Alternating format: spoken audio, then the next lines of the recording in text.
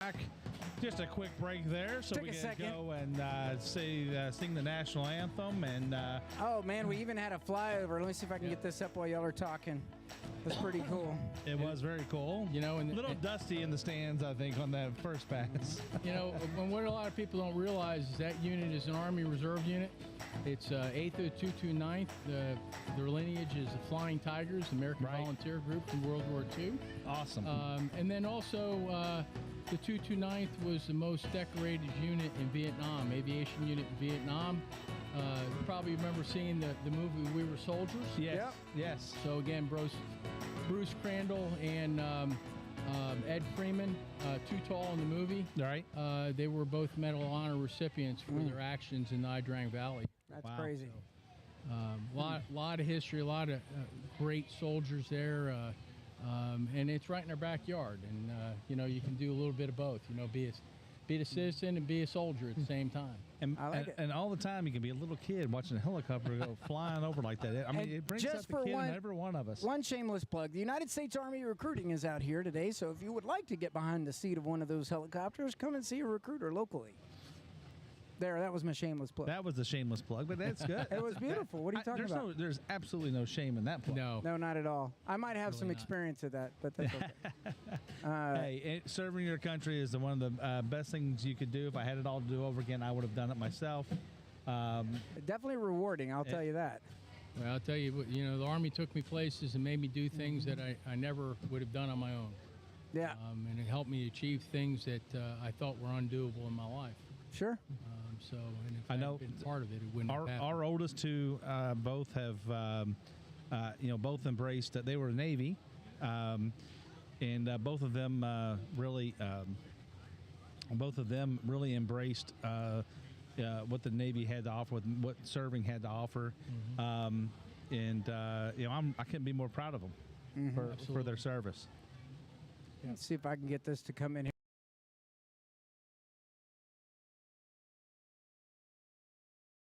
Good job on their turn and then coming back. Oh, they did. It was hot. Smooth. It was very smooth. Did the roll over and then come in. That was very legal. cool. So that was what I was looking for it. Very good. Yeah. Do you miss those days, Troy? You know, I miss flying every once in a while. Again, you know, wiggling a stick, but yeah. You know, my time was past, and it's okay. I turn it over to the young men and women that do it today. Like my sons, and of course my oldest son is a Chinook pilot and company commander, and my youngest son is he's in the 82nd Airborne. Jumping out of planes. And I love it. And the oldest son's wife is in Civil Affairs PSYOPs. So I have had my encounters with all three of your children in their processes. Yeah. Well, at least two of them, anyway. Well, my daughter is married to a combat medic. Alex is now at 4th ID out in Fort Carson. Yeah. And again, you know, it's about service. Sure. And that absolutely rolls right back into, you know, kind of the question you asked me earlier. You know, has my Army career, you know, what did that do for me? Helped me become not just a better leader, but a better person. Right.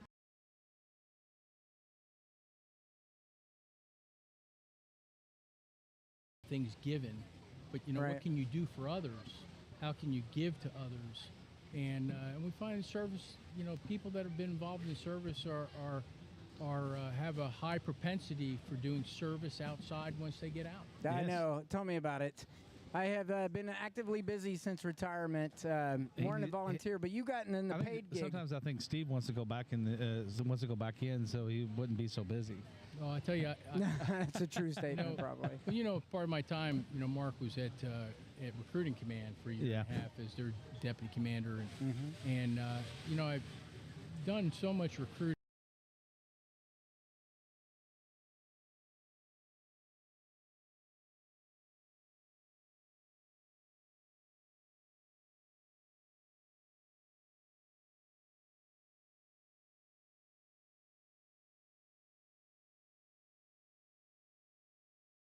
And my family trying to get it going. It won't work. Has been part of that too. I mean, great supporter.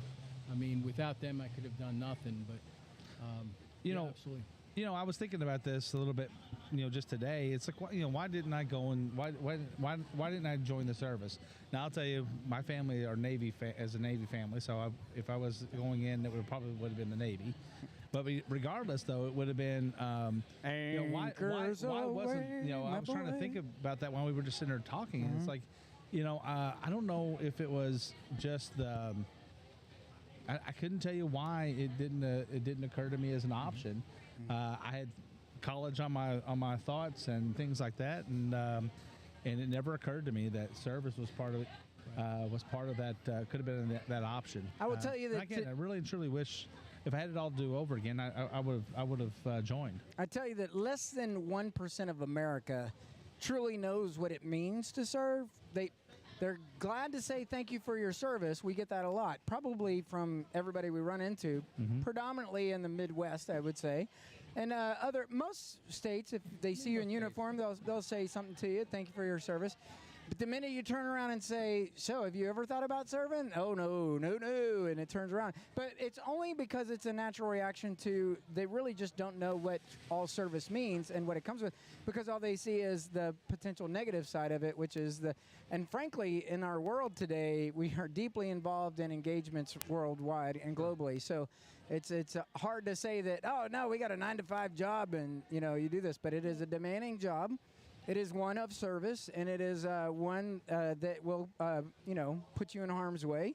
But it is a rewarding job that is full of camaraderie.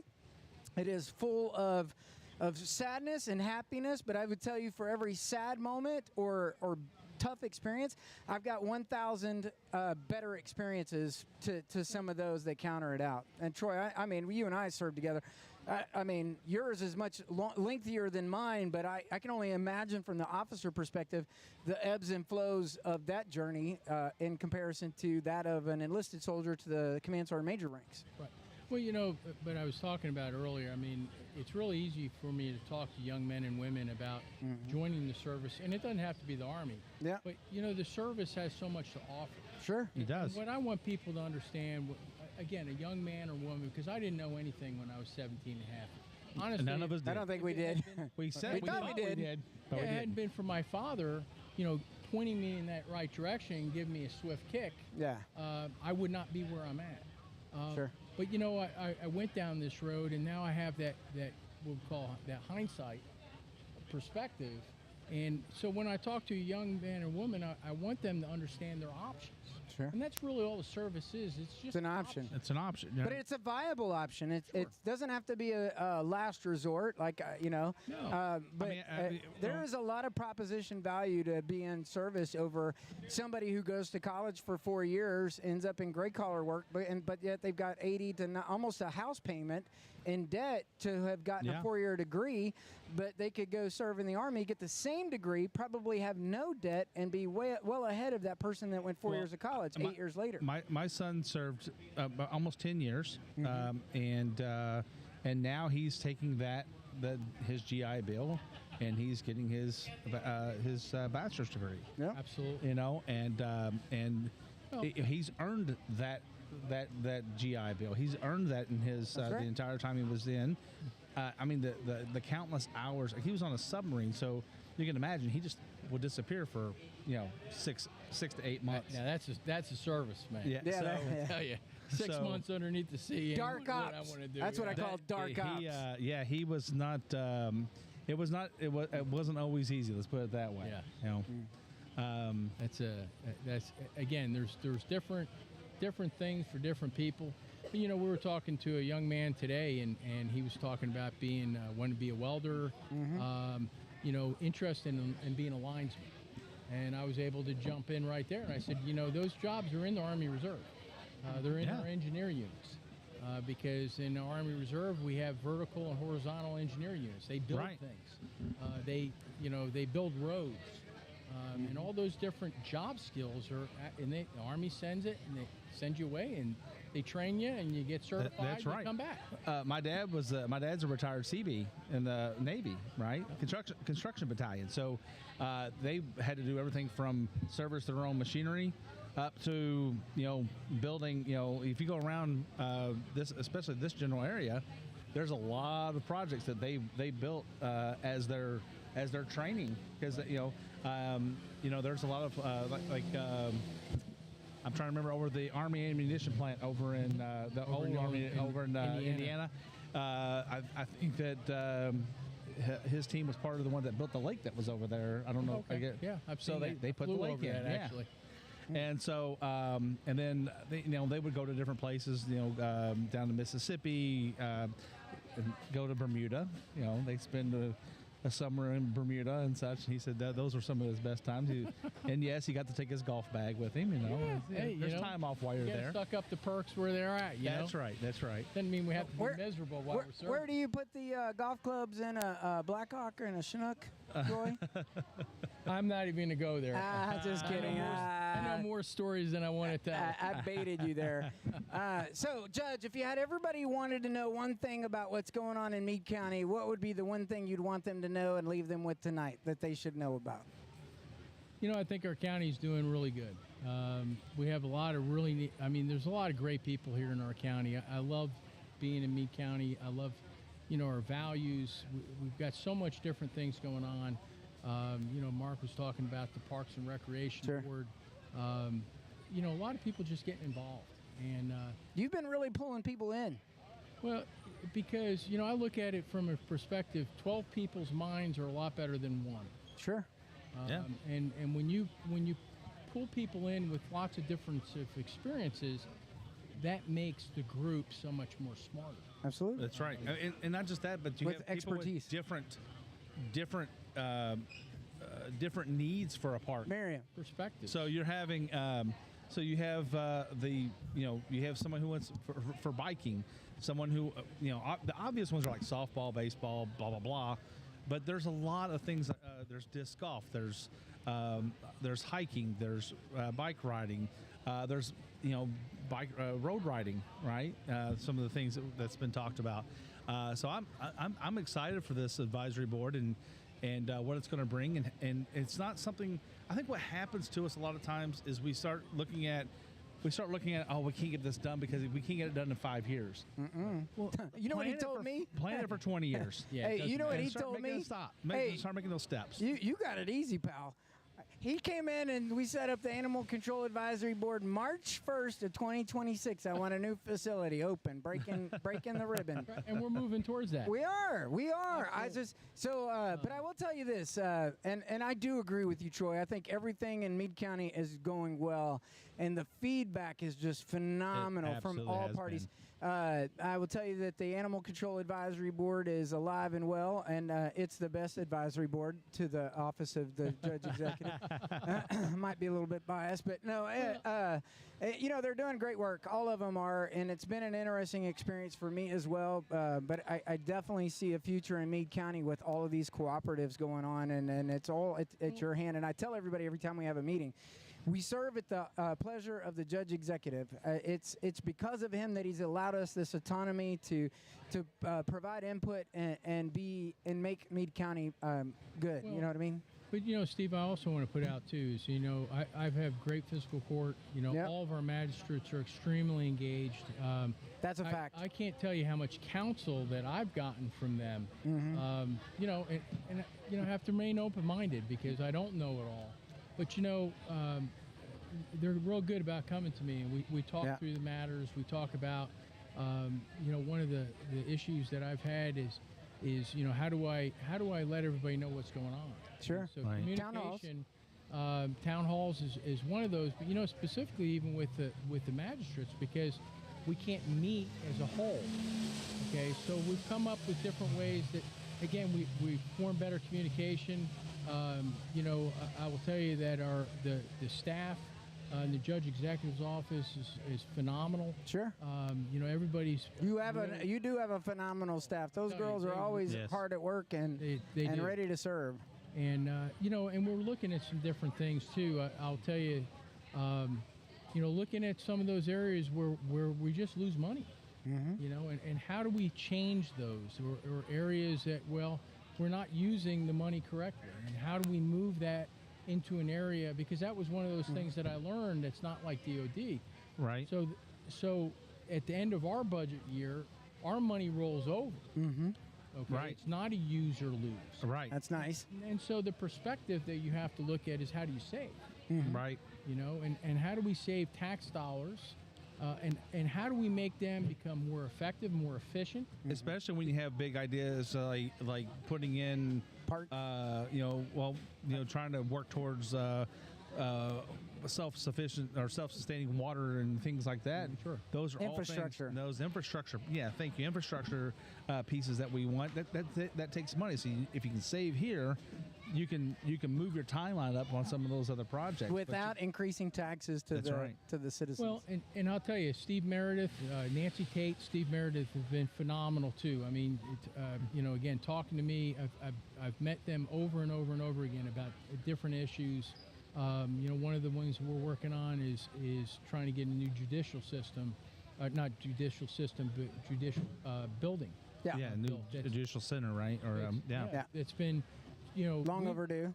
Well, long overdue, but we've been told that we were going to get it for years and years and years. Yeah. And so, we're trying to figure out, where are we at? Yeah, put your money where your mouth is, state. And Right. not only, But not yes from their and no. perspective, but from I've the got- state of perspective of infrastructure. The building is old. That's correct. Right. Our building, our courthouse was built in 1978, Yeah. if I recall. I mean, it's And, coming up on 50 years old. I mean, it's 45 years old now. Right? So how much lipstick do we put on this, this Pig. animal? Yeah, I pig. got it. And that's one of my favorite sayings too. Yes, it has and been. The problem is that when you do certain things, you extend the life of a building. Yes. And so we're trying to understand what that rule set is, so that we don't keep on knocking ourselves out of getting a new. But again, you also don't want to keep band-aiding things. That's No. right.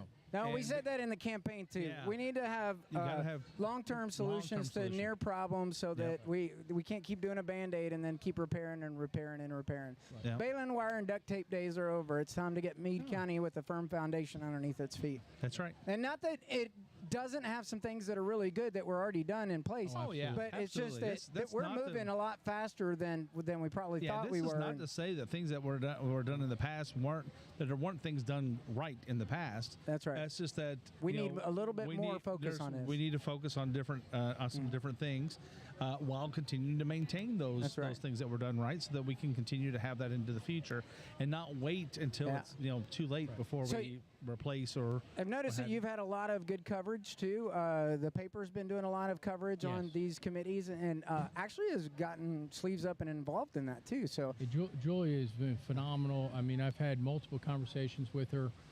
She comes in and actually sits down with us. I like that she comes in to clarify things Yeah. before she goes to print, which is good. Absolutely. She wrote a really good article on I don't know if it's been published yet, but in reference to the senior center. Yeah, it And, was.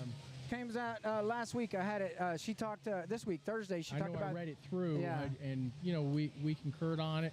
There were some things I wanted to take out because I wanted to try to limit expectation management. Like, Sure. I was real, this 1 August was a date that I set, and suspenses, Sure.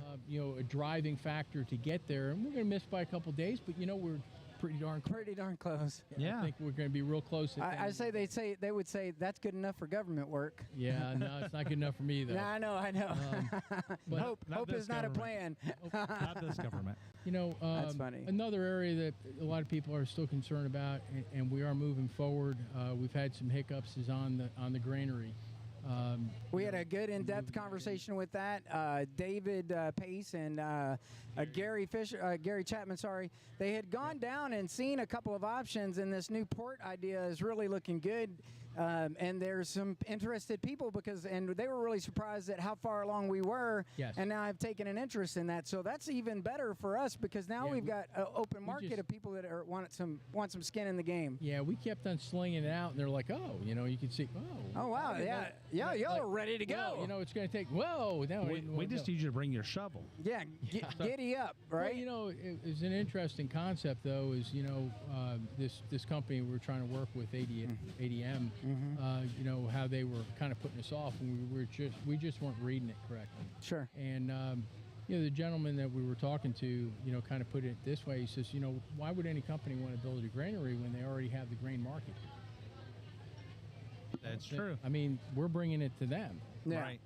But he said, the first time we put a pole in the ground, those companies they're not going to want to lose that market. And That's it was right. a different way to look at it that we had not looked. I mean, it's so simple. It sounds so simple, but it's just a different. Again, it gets into that different perspective. But I can see that. I mean, if it's already working for them, why would they want to do anything different? Sure, why would you want to do a huge why spend the monetary money? investment? Right, and so that makes sense. It makes sense because right now they're. I know why they're gonna- Owensboro, right? I mean, that's where they're. I know why they're going to That's where want to they're do at. it because nothing's better than Meade County goods. That's the bottom line. That's correct. And our partners over in Like I said- Harrison County, Well, but Indiana. that's why we end up having to go to someone else or what have you to and expand and this is probably going to work out better if it really becomes it's more of a port. absolutely. It's If gonna be a It's lot going to be better. so much better because you're going to put more than just grain onto barges. You're going to get things on and off of barges. Correct. Our And farmers it's- are and going to it's be a gonna lot hard happier. goods and food. It's going to be food goods and hard goods and all those things that are available, right? Absolutely. Well, not. And again, so you're pushing out grain, but you're bringing in fertilizer. Right. Yeah. So all of those are required by farmers. Again, they're having to get their fertilizer the same place they're dropping their grain off. And you're Right. cutting down the fuel costs to get goods to market and services to the farms. And time. And time. Time of our farmers being on the road, That's right. taking their product to market. That's Or right. paying someone, or the cost of paying someone else to take it to market. Either way. Absolutely. It's absolutely it's a win-win. Win-win. And I think that I like I like to look at things like this is a God thing. Going through this process, Things happen for a reason. I think these things happen for a reason. I think that God had a better plan for for Meade County and for our farmers, and this sounds like it's going to be. Basically, all the work that's been up to this point has paved the way for this moment. So, When you look at where's the ports at on the Ohio River? down in Owensboro or up in Louisville. That's it. That's right. Yep. Nothing in between. And we've got a thoroughfare straight to I-65 That's without all the downtown We are- traffic. This is the bridge here in Brandenburg is the first bridge south of Louisville. That is. That's on the correct. Ohio River. Without any tolls. That's right. Yeah. No, I'm just So- kidding. But, Teasing. so it's, Well, there is no tolls. it's No, I know. There phenomenal. used to be. Yeah. When you look at the transportation hub, when you're looking at trying to put things together, all the aspects of transportation work well. We have rail that comes in here. We do? We have roadways that are major arteries that connect Yep. major arteries. We have a bridge across the river, which again you can't go anywhere. You Yep. have to go across this bridge. And then we have, and again, the river, which is your cheapest way to move product. Yeah. Yes. Okay, and the largest way to move product. Okay, so I think we're good on all of the things in Meade County. What I really want to know as we get close to closing out this segment and getting on to the big things happening here at the fairgrounds is, we just had Daniel Cameron in town. You've been the judge executive under Andy Brashear, right? How's that relationship between Meade County and the governor's office? Have you had any engagement with the governor's office? And I know where your heart is in this coming election. So how do you think Well- we're gonna turn out? I've talked with Daniel Cameron on many different occasions, and one of the things I have a lot of respect over Daniel is that and he believes the same way as I do. What's right is right, and what's wrong is wrong. That's right. And I've said that over and over again since I took office, is we're not going to do it wrong. If we know it's wrong, we're going to change it, we're going to make it right. And doing it right is not always the easy way to do it, Nope. but it is the right way to do it. That's right. And, and I have a lot of respect for Daniel because he's seen things that are wrong, and as Attorney General, he's gone after it to make it right. Absolutely. That's well said. And so I can, I can follow somebody like that. And so I like that from a moral standpoint that, Daniel has, and like I said, we've had great conversations. When it comes to support, I think Daniel is going to be. I mean, he is there for Meade County and in every aspect But of the world. he's been here 5 times already, And he ran his butt off since at the December. fairground. So Yeah, we've got tape. I of did that last. I did that last you did. year. It was the exact spitting image of you, Troy. I was sitting there in the golf cart. Me and Mark were doing live video feeds, and I'm going, "That's Troy Koch all over again." You Yeah. know, when you get a candidate that's going to run and shake your hand, folks, you need to get out and vote. And I'm That's not right. talking out on election day. Don't vote once. I'm talking on. No, you can't do. That's a Democrat. And don't come from the gray vote neither. Don't wait to vote. Is what we're trying get to say. out there and early vote, especially in Meade County. Susan Masterson has Gotta made get every out and vote. opportunity to get out and vote. Yeah. Troy, final thought. If you don't vote, it don't count. That's right. Mark, That's close true. us out. Well, guys, we're getting ready to go over to the as you've been hearing throughout this second segment here, or actually third segment when you get down to it. We've got the truck and tractor pull with the NTPA is in town, and they are here. You've heard, I think, already three pulls go down, and we're going to go out there and watch a little bit of it. And we're going to catch you guys next tomorrow. We're going to do one segment tomorrow, just at 4 o'clock thereabouts, and that'll close out the Meade County Fair. Come by and see us. Come and see us and say hello.